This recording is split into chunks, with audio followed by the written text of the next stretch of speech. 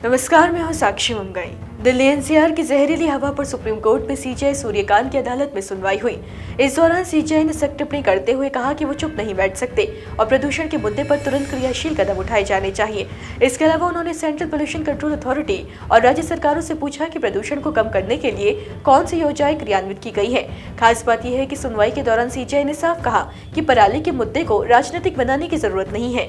देखिए, हर साल विंटर में पराली को प्रदूषण का एक मुख्य कारण बताते हुए विलन बना दिया जाता है। किसान फसल कटाई के बाद पराली जलाते हैं जो हवा में स्मोक फैलाता है।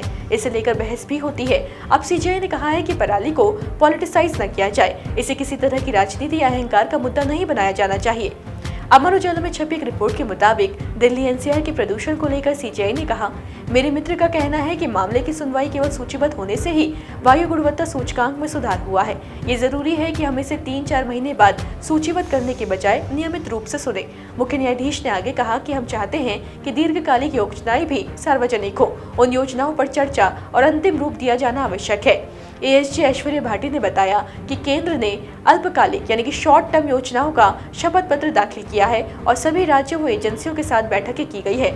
अदालत ने पूछा कि इन योजनाओं का वास्तव में कोई असर हुआ भी है या नहीं। सीजेआई ने कहा, आपने जो एक्शन प्लान बनाया था उससे कितनी सकारात्मक प्रगति हुई, हमें ये जानना जरूरी है। पहले हमें ये भी पता नहीं कि कौन से कदम उठाए गए। इस दौरान एएसजी ने स्वीकार किया कि राज्यों का लक्ष्य शून्य पराली जलाना था, लेकिन उसे हासिल नहीं किया जा सका। इस पर सीजेआई ने कहा, पराली जलाना अकेला कारण नहीं है। कोविड के समय भी पराली जलाई जा रही थी, लेकिन तब आसमान बिल्कुल नीला और साफ था।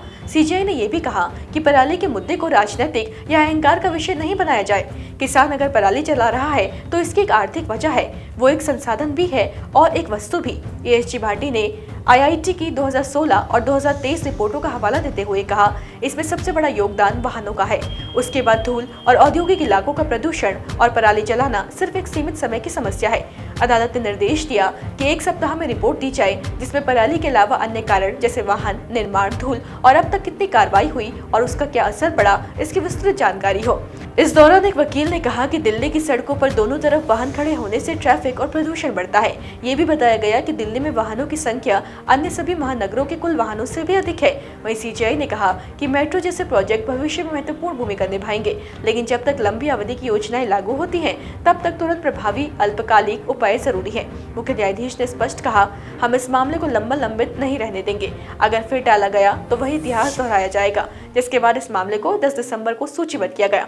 तो यानी कि दिल्ली एनसीआर में बढ़ते प्रदूषण पर सुप्रीम कोर्ट ने सोमवार को केंद्र और सभी संबंधित एजेंसियों को कड़ी टिप्पणी करते हुए कहा कि अब सिर्फ योजना बना लेने से काम नहीं चलेगा, जमीन पर असर दिखना चाहिए। देखते हैं मामले में आगे क्या होता है।